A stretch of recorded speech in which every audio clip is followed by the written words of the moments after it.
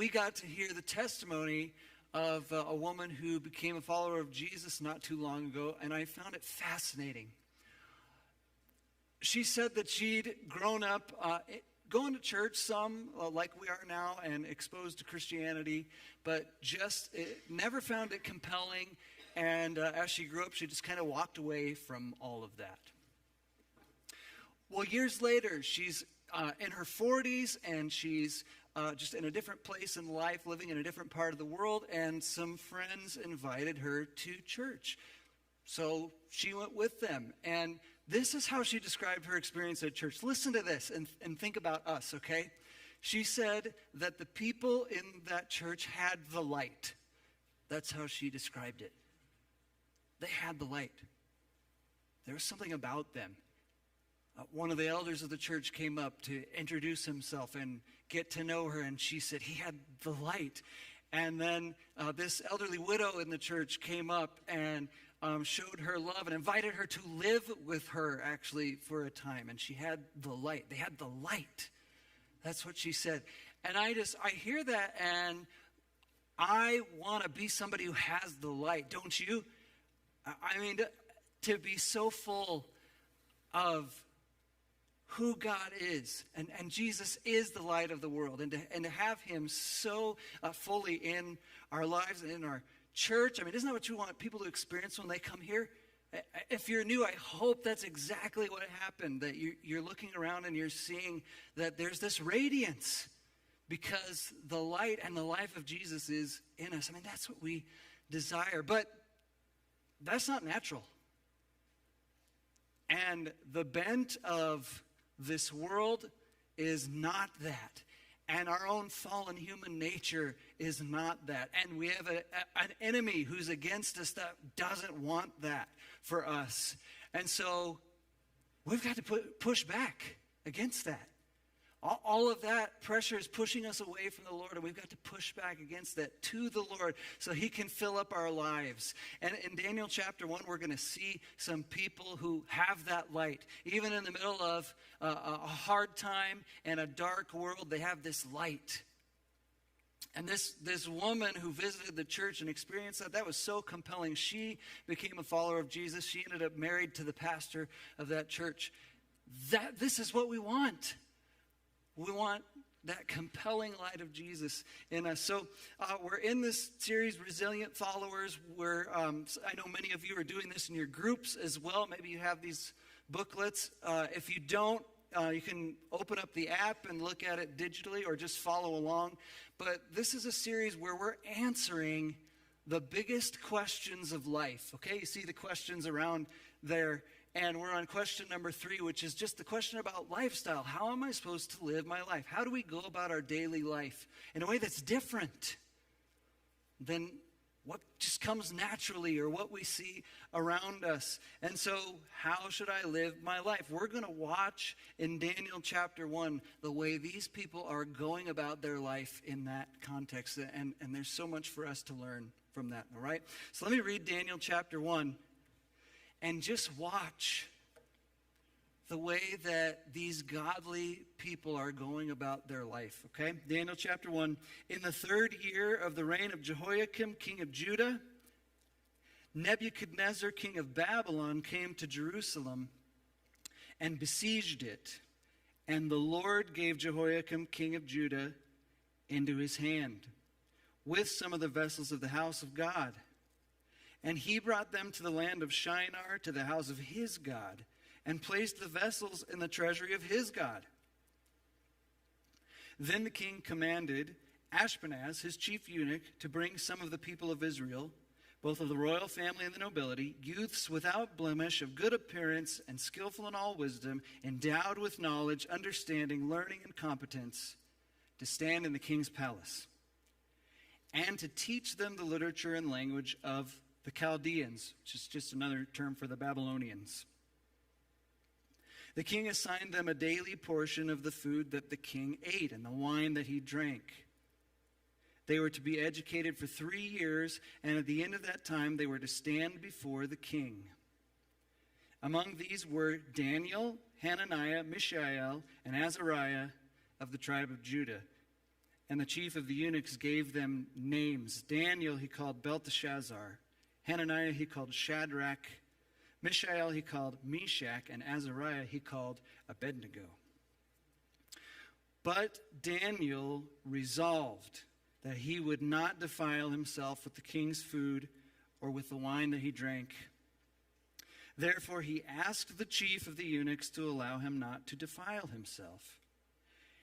And God gave Daniel favor and compassion in the sight of the chief of the eunuchs. And the chief of the eunuchs said to Daniel, I fear my lord the king, who assigned your food and your drink.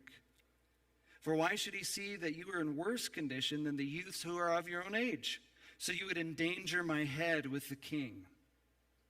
Then Daniel said to the steward, whom the chief of the eunuchs had assigned over Daniel, Hananiah, Mishael, and Azariah, test your servants for 10 days.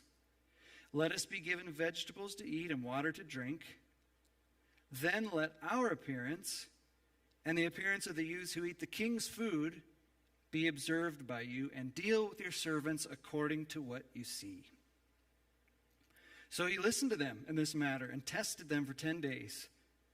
At the end of 10 days, it was seen that they were better in appearance and fatter of flesh than all the youths who ate the king's food. So the steward took away their food and the wine they were to drink and gave them vegetables. As for these 4 youths, God gave them learning and skill in all literature and wisdom. And Daniel had understanding in all visions and dreams. At the end of the time, when the king had commanded that they should be brought in, the chief of the eunuchs brought them in before Nebuchadnezzar, and the king spoke with them. And among all of them, none was found like Daniel, Hananiah, Mishael, and Azariah. Therefore, they stood before the king.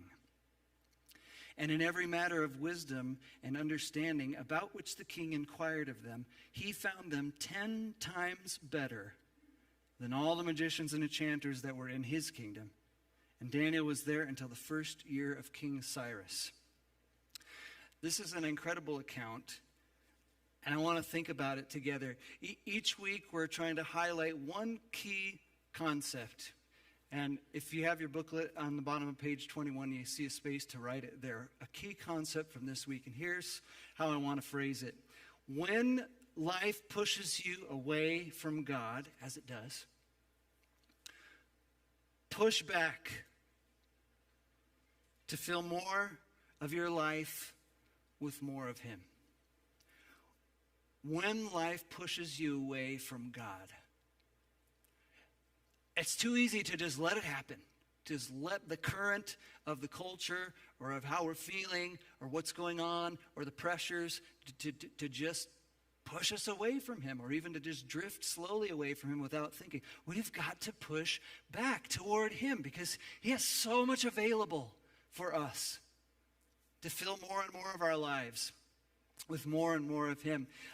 This term, resilient followers, we're borrowing that from the Barna group.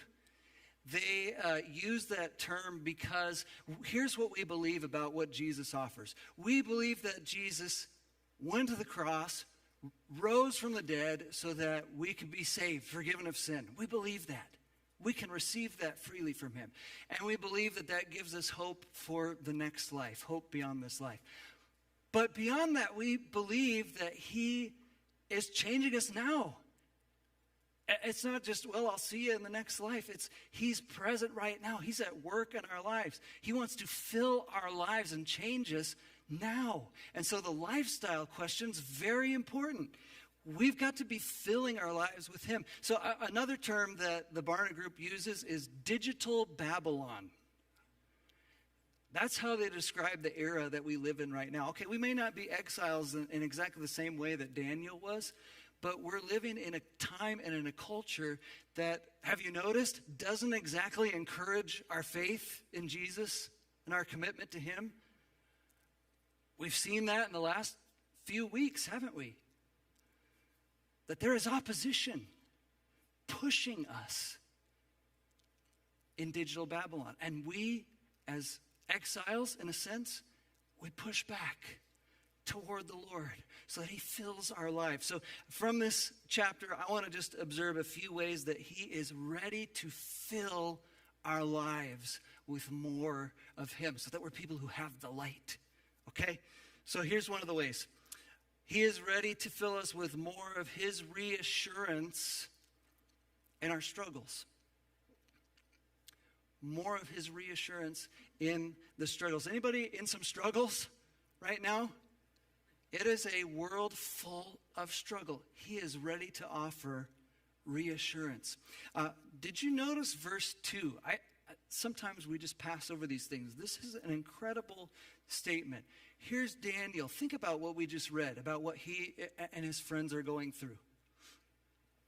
And Daniel, I'm convinced, and many scholars are convinced, is the one writing this account. And what does he say in verse 2? He says, it's the Lord who gave them over to Babylon. Isn't that interesting? The Lord gave Jehoiakim, king of Judah, into Nebuchadnezzar's hand. Now, what's significant about that? Daniel, in the middle of everything that's going on, is saying, God is actually the one on the throne over all of this that's happening right now. Isn't that amazing? Nebuchadnezzar's not the king. The Lord is the king. He's the one that decided that this would happen. And there are reasons for it. And we could, spend a long time thinking about what the reasons are that God is, what he's doing with his people here. But the point that I want us to hang on to is he's overseeing all of it. And Daniel, by writing this, is declaring, okay, I believe that God is ultimately the one in charge of human affairs and of my life. And there's such peace in that, isn't there? Reassurance. And as you keep reading the book of Daniel, that theme is repeated. In fact, Nebuchadnezzar himself is going to be brought to his knees in chapter 4, I think it is. And he's going to say, wow, okay, Daniel, your God is the one that's in charge of this world. I see that now. And so here's Daniel declaring that from the beginning. Reassurance that God is on the throne over our struggles. And I don't know if things seem out of control in your life or in our world. They do sometimes, right? They just seem out of control. They are not. There is a God who is in control through all of that. And Daniel is acknowledging that. This is amazing, okay? Where are the Colorado natives? The Colorado natives? I knew you'd raise your hand. You're very, okay? I am not one. I was actually born in California. I couldn't help it, okay? Got here when I was a baby, been here ever since. But just imagine the Californians coming in droves to Colorado. You're like, they're already doing that. But coming and conquering Colorado and carrying us off to California and forcing us to serve the Californians. Okay? Think about this. Daniel and his friends, they're being forced to serve the very empire that has just destroyed their home, their temple, their people. How would you respond to that? There's so many things that they could have done. They could have just withered away and just given up. Probably many of them did. They could have tried to flee. They could have tried to revolt. We're going to start a revolution. And maybe we can't defeat the Babylonian Empire, but we're going to go down swinging, They could have at least complained, ranted on social media about the Babylonian government is so corrupt and things like that, and they would have been correct. What did they do? They respectfully, faithfully served the very king who had conquered their people. Is that mind-blowing? How were they able to do that? I think it's because they knew the Lord's the one that put us in this position. He's up to something here. We don't have to freak out. We don't have to panic. He's on the throne. Let's just believe him. Let's just rest in him. And so they were able to do that. That's amazing. And so I just want to ask, are there some struggles, some circumstances in your life right now that are pushing you away from the Lord. And I just want to urge you to push back against that and to believe, receive that reassurance. He is in control. He knows what he wants to do through whatever it is in our culture, our world, your life. He knows. And he's going to accomplish that. He's going to accomplish it. Nothing is going to get in the way of that. Just receive that reassurance from him today and whatever you're going through. More of his reassurance in your struggles. Second, more of his conviction. More of his conviction in your decisions. Let's receive more of that from him. Have you noticed that there's pressure for us to not exactly live by our convictions? What we believe God is saying? We're in a time and a culture that doesn't align with that. So we've got to be men and women of conviction. And Daniel was a man of conviction. Verse 8, maybe the central verse of this chapter. But Daniel resolved that he would not defile himself with the king's food or with the wine that he drank. So I think many of you are familiar with the fact that the Old Testament has certain dietary restrictions and directives for God's people at that time. And we're not exactly sure what was the case with this food from the king, but Daniel understood that this violated what he was convinced God wanted him to do. Okay, now there is such thing as the Daniel fast and the Daniel diet. Okay, anybody heard of those things? And so some people have tried to figure out, okay, what was it that they ate and that made them so much, stronger and healthier? And I don't want to dismiss that. There could be some room for that. But I don't think that's the point. I don't think the point is the diet here. I think the point is these were men of conviction, and they lived by that conviction. And they left the results up to God. Didn't they? They didn't know if they'd be healthier, stronger, fitter than the others. It didn't matter. They left that to the Lord. And as you keep reading about Daniel and his friends, they continue to just live by conviction and leave the results up to God. We're not going to bow before your false god. Put us in the furnace. Maybe God will save us. Maybe he won't. It doesn't matter. We're not going to do that. I'm not going to stop praying to my God. Throw me in the lion's den if you want. We'll see what happens. But I'm not going to do that. It's amazing, isn't it? Conviction. He resolved. Another way to say it is he purposed in his heart. Think about the pressure that they must have faced, even from their own people, their own fellow Jewish captives. Like, guys, please don't make waves. We have enough trouble as it is, do we not? Our land is destroyed. We're captives here. Let's just try to make the best of this. Let's try to cooperate. Daniel won't do it. He won't give in to that pressure. And there's pressure that we feel to go along with certain things, believe certain things, have certain values, right? I mean, we could think of all kinds of things that this world is pressuring us to do or to not do or to believe about how we live and what we hold dear and how life works and how money works and how gender and sex and marriage work and how all of it works. There's all kinds of voices out there. Will we listen to the voice of God and hang on to what he's saying, even with that pressure? That's what Daniel and his friends did. Scholars tell us that Daniel and his friends were probably teenagers. Isn't that something? I see a few teenagers in this room, and I know we have many more down the hall right now too. You don't have to wait until you're older to be a man or woman of conviction. You can be that right now. Daniel and his friends are changing the course of history. They're changing this empire. They're going to change the next empire. And they're going to change the history of the people of God. They're kids.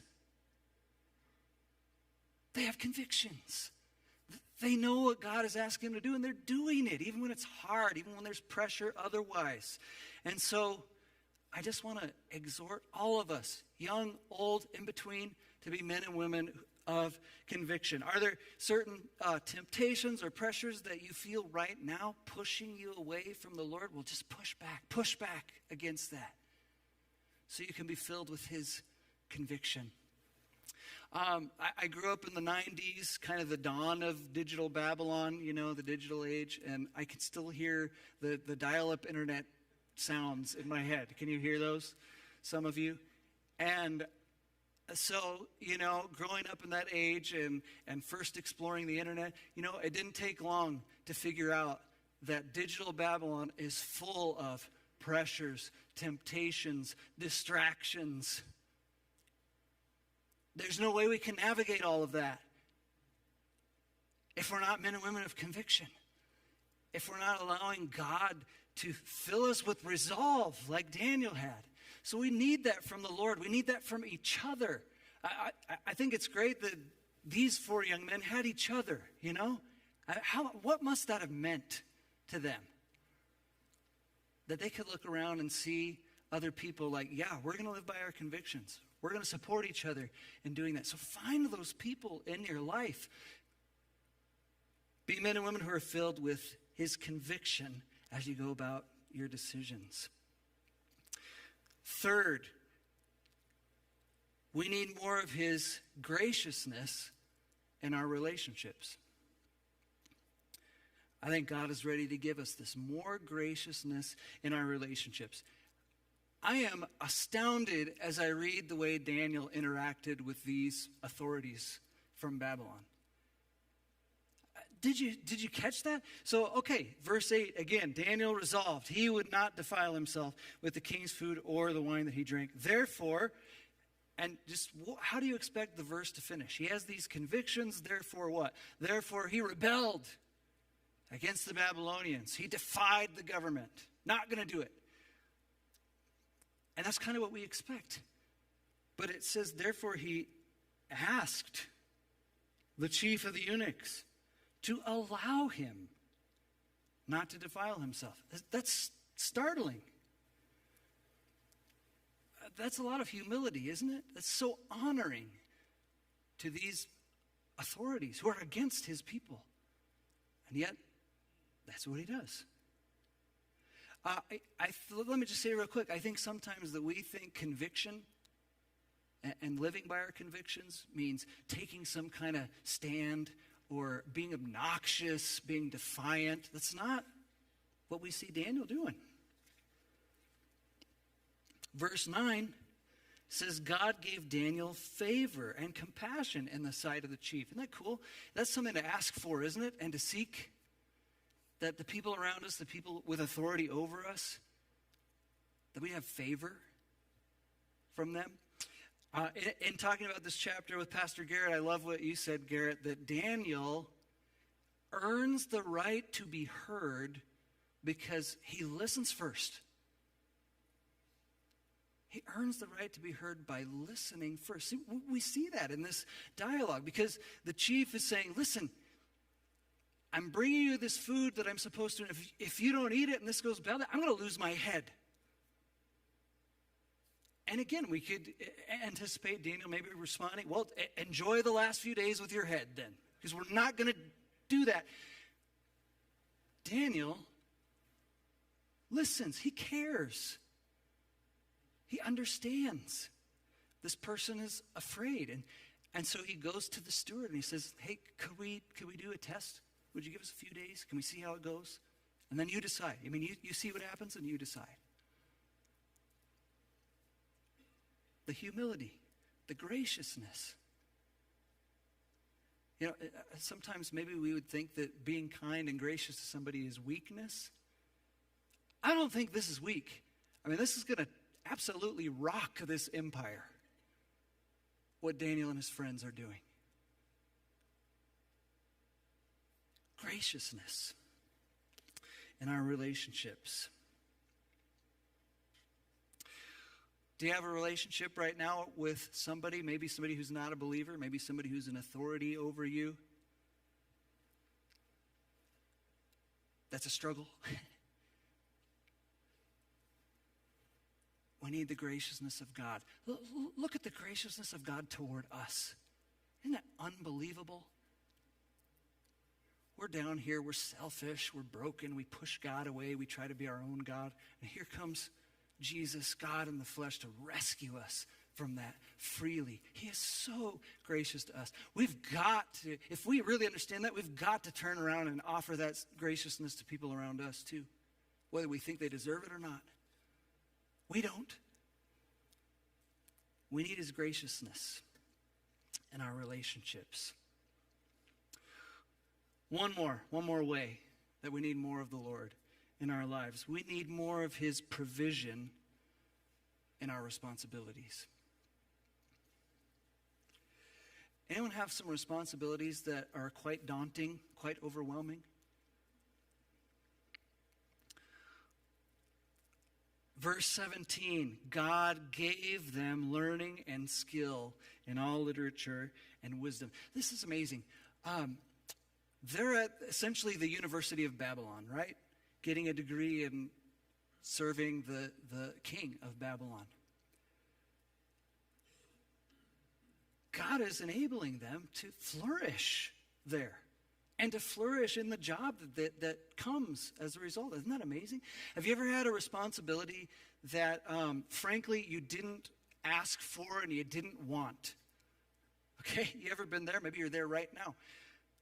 I don't think that Daniel and his friends wanted to serve the Babylonian king. I don't think that was what they aspired to do.